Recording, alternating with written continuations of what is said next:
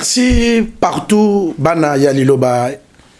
yanzambe bozali na pesi binombote oyeuti epa ya mozalisi prophète Konde Paul Dominique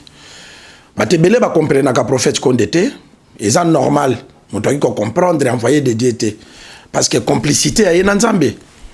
biso ngani toza batu ya mokili mo ya koyeba yango ezali te mais nzambe apesa biso mwa boyebi ya kopusa biso pembe na serviteur na ye pour na to expliquer mokili nature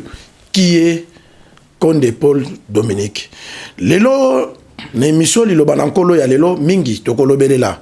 tokolakisa ba témoignage ya minene parce que ba témoignage ebele na Congo na ba église et comment ba témoignage triqué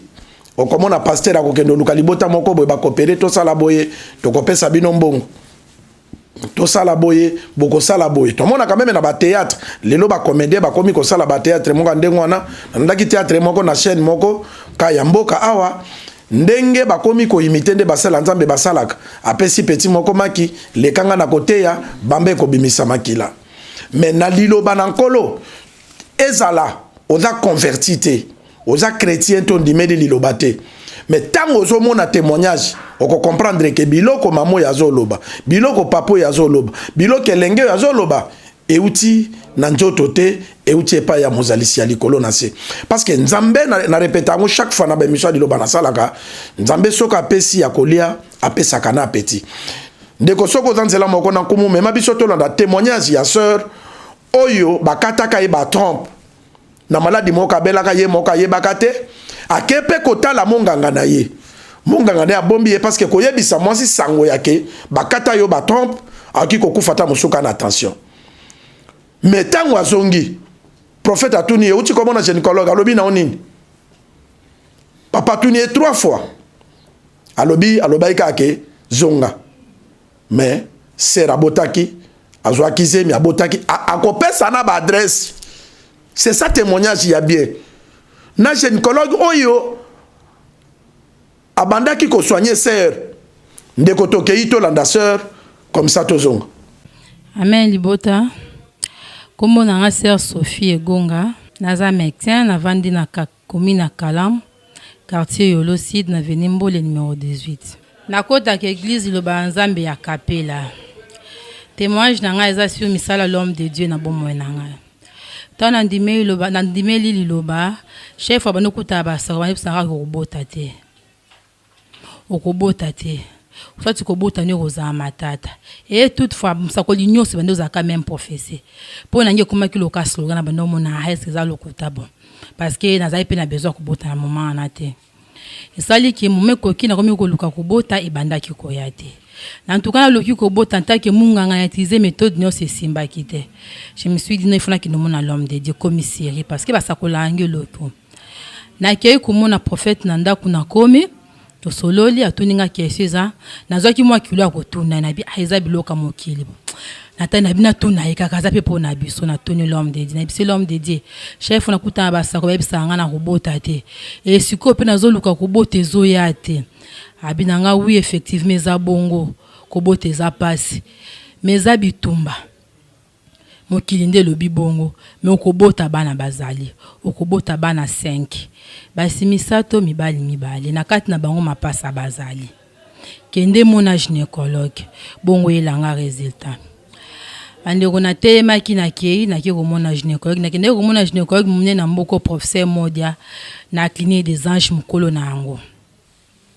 na kei na monie atalinga to solo la bisinga en tout cas asaki ba examen nyoso se place na bureau nae abi eloko moko ezate ngabelo ke ezate eloko ezate na zinzela na zongi lobi na tonga na kesu ko na prophète na nda ka toninga gynécologue abine na bisi en tout cas ke ba professeur Modia abina nga eloko ezate tout est normal. Prophète atuninga 3 fois alobelo ko ezate alobelo ke ezate alobelo ke ngabi prophète albi eloko ezate aningi simu tabio ke site le cas kende ça s'agit de pétrole mais là en grande quantité. Atunga combien qui ordonnance nga bi apé na pesa nga ordonnance. Atali bo combien nga antibiotique moi prophète atabi ma mélange à cocoté 5 mélange à pétrole sangi sana kisi o. nazongi na meki j'ai pourtant en grande quantité dans le bac bande onde ka to melaka jeza ko si so ki libum passe après quelques minutes nga ko yo ka libum passe na baki bon c'est que diarrhée lingi banda pour excuser nga pour na terre moi bi na kenda toilette au lieu na sala sel liboke ya banyama bande una ki somo na bimimba una kimba una bongo na kimona basana basabi na nga o kenda ko mona prophète yemoko nazu su nazongi ndako tongo na bibi na ndi prophète na nda prophète aseki abi continuer ka ko mélanger bana bazai tata ko sala nazongi na continuer ko ji a pétrole nazomela mulangi mokesi nazongi le sous prophète abi na nga abi continuer bakisa mulangi nazongi su na bakisi mulangi ti au ça mariage eleki na bino na kina omona prophète pona compte renda mariage kokoma na kominga mo mutu na mieba ite kinaza mukumba prophète abisinga bi sœur tata sali na moni lang elenge aye na surtout ngabi ona za zemia kozonga na ba malaise bandi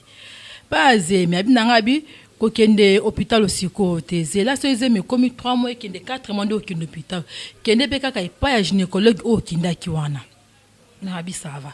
ezeme komi entre 3 mois et 4 mois na ki hôpital na zongeli kaka professeur mo de la clinique des anges ba o ba ebi clinique des anges ya ba yo kende na poser histoire vraie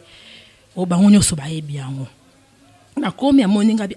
mais au dépôt ya ki to ça ici ba examen même pas ka be ko fito ça ko kende ozonga tenga bi a professeur taka makama préparation mariage na lemba ki na ngai ben siko nazo mono pe mabondenge ni zemi ngabi na ebite yo ndetala bi na o ke mata kuna comme échographie zanyo na bureau na ye bandi ona zo ibisa bino professeur azwi son échographique a tie na libumu a gangi abela assistante na Mylène 20 voir la dame ici a l'enfant na ye juste ngabi na madame tu as un dieu azongeli sous madame tu as un dieu assistance na ya bi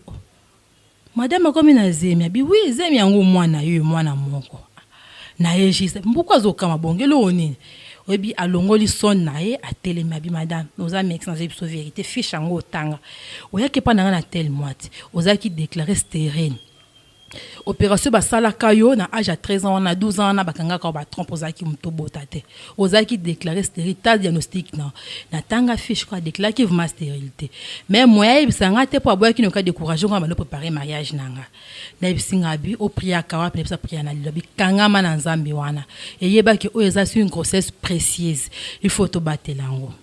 elekela ki pe mutu nyonso azala ki wana donga mwa bi donga ba na yaki ana zongi na yeba kite kozonga na zongi na tona ki mona l'homme de Dieu na webi si l'homme de Dieu nyosi lika ki aseka lobi esika maye na bango soki wana eze bandela maye la nzambe tanga zoganga Mylène veut voir l'enfant la dame ici l'enfant ngai mbala moko na bien c'est pourquoi tant na otake pa na l'homme de Dieu poser nga question 3 fois ki a monelo côté c'est l'homme de Dieu kat na ye ayeba ki anomalies ali mais munga nganda boya ki ko yebisa pour ne pas me décourager tant na zongi l'homme de Dieu binanga esika maye na bango soki eza ibandeli maye la nzambe en tout cas zemi vandi kokola bitumba moko impossible tout le temps na bande ko lemba te na tungisa ki l'homme de Dieu même ba soudan na porte ba ye bien en tout cas ceux qui l'homme de Dieu za Kinshasa semaine ho ki na ta 2-3 fois ba boya ba linga donc ceux qui na ki il faut donc na tungisa ki penda l'homme de Dieu entourage ne pe mona ki combien de fois ki ndako matete na lemba kite kokoma na 4 mois 3 mois ki na 4 mois makole komi ko vimba comment zem kana deuxième trimestre na début makole komi o vimba bon a pensé pe na maladie mo tenga na zabe monsieur ko attention na zonge l'homme de Dieu muko na zonge lié prophète makole komi ko vimba maman ka bisinga bi bazolu kama bo maman na libomo na ye je te ke munga ngabi c'est que préclampsie nge sa emenanga prophète alabi nanga na tongo na matete kozonga ndako na 17 tension 14 bande ko la longola iko banga bi ko na zaki na prophète abenanga kola ko sala eloko te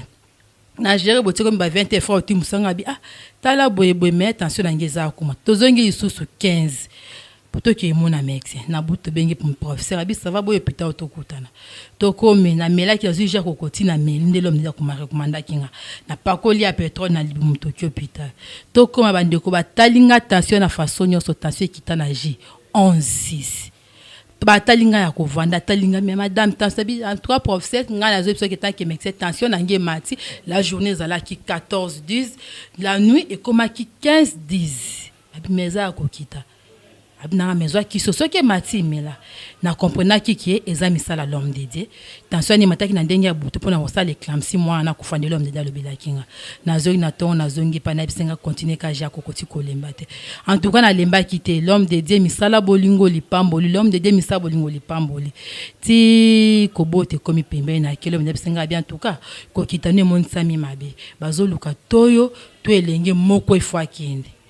na tie ko banga na zongi sulobi na pes l'homme de Dieu offrande na l'homme de Dieu offrande o eza pona bebe azana libumu nanga abi nanga kola ko batela nayo na elenge banga te lenga te na simba kiango ti mukola ko bote komi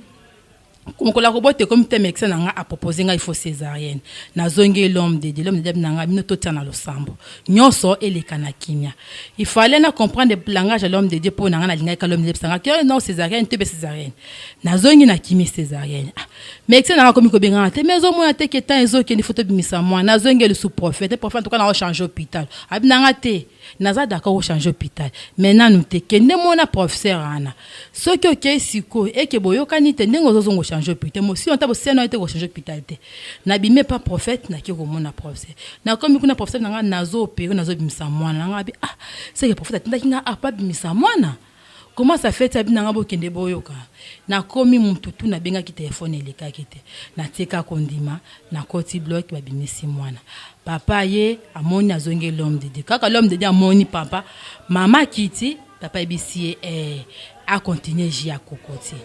bande ko papa si place a elinga ja kokoti nazo mélanger ja kokoti baninga basaki hémorragie quelques heures quelques minutes après accouchement ou bien que un jour après accouchement bande ko nga sala hémorragie 9 jours après accouchement donc na 10e jour ba okatanga basinga na 9e jour na sali hémorragie grave de 19h à 3h hémorragie bandi 19h na 21h pemi de 1h zongi li sous hémorragie alors ti 3h na bengi professeur abi non suite le cas ya ko hôpital na 3h to 8 taxi to comme hôpital totabo atatra salit makilate mais nga na oti ko senye me mutuka to yaki nango nyoso makila bilamba tu na lati makila ata trace makila na nzoto te abi ne photo échographie ba ça l'échographie professeur nanga na intéresse kutu ezola kisa makila ezate ezola kisa mal mais oyo senye e uti wapi na comprendre que za bitumba na ko comprendre c'est pourquoi l'homme de nanga na continuer jia kokoti e ba ke bitumba na nous et silité qui me koti to zoni ndako kosi sa ko zonga wana en tout cas moi na ezala ki facilité bitumba l'hôpital en tout cas na lemba ki pete na tungi sisu donc na zongi suko tungsende za ki na zemi chaque jour na zoya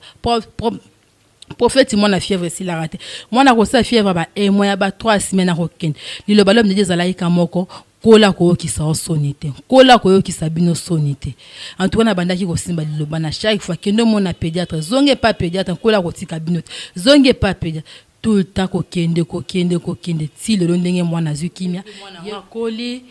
atamboli ya ko kispe une année 2 mois ya ngone ko kumisa munene nzambe kimia pe koti donc koloba prophète nkola kotika bino ta ko kisa osonte comme force nanga quelque soit bitumba bela asa nini donc prière nange koma kaka yango liloba na yango na sima na bomo nanga kola ko kisa nga sonite yango pe nazana kondima oya yebisa kinga na kobota nombre etikali akobna kobota ka bango amen.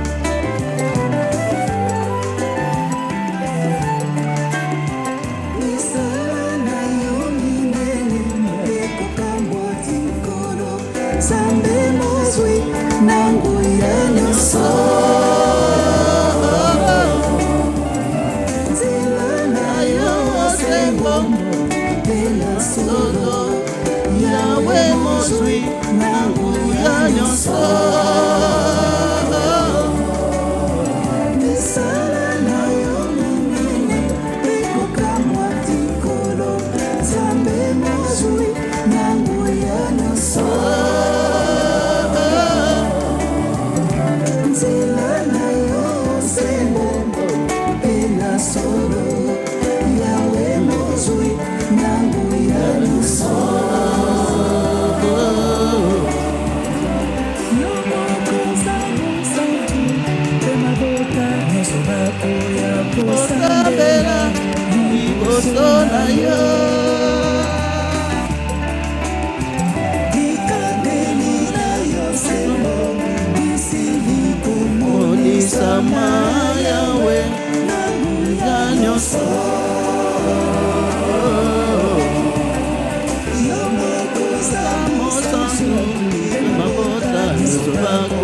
kosambela liboso na yo likateli na yo sembo misili komonisa Yawe na nyonso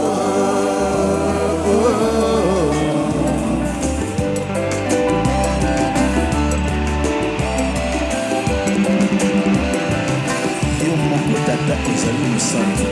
mpe babota nyonso bakoya kosambela liboso na tata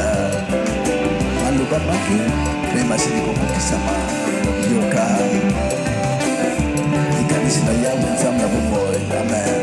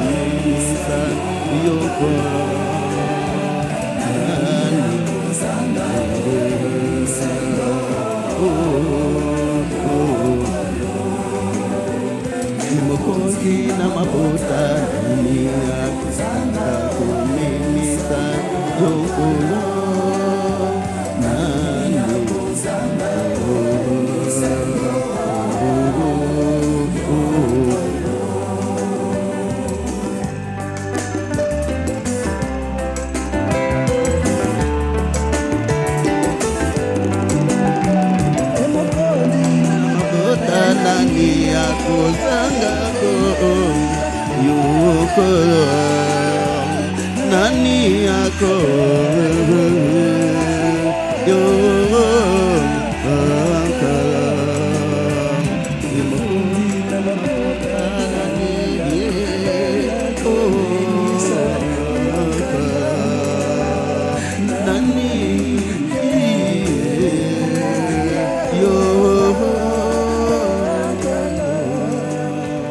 Merci. Nakanisi bato balandi na moni bato bazobenga nkumu bazoloba boye. Oui, merci. Bonzambe yango wana. Différence ya nzambe na nzambe ya lokuta na nzambe ya solo emonanaka. Bo comprendre ce que belé ya mabota wana o bata ko sangana na stade de martyr. Oui, eza ko se glorifier pona plainte. Mais Bible lobi place mi balé na misato basangani nga nzambe nazali wana. Bato bamonaka oyo nzambe azako pesa ndenge nzambe azako utiliser prophète na ye nde emonisaka ke nzambe ya solo azali wana. Bato balandaka ne pona baya kotala longi ya prophète Konde Dominique Paul, mais bazo ya po bazo mona loboko ya nzambe. Mais yo muto fandi soko ladi na témoignage uti koleka na ngana kangi biloko mibale. Mwasi ya zemi azo melaji, mais soki si on est dans la poison eza na ba médicament même ba minganga basali ke soki mwasi azemi ameli zemi longwe. Mais bino bolobi ke jiwa eza mabe, mais mwasi azemi ameli e bateli bébé ti bébé ye kobotama jiwa ezo kanga na hémorragie parce que boyoka sera sala ke hémorragie. Papa esprit monaki lobi na ke ata oboti continue ji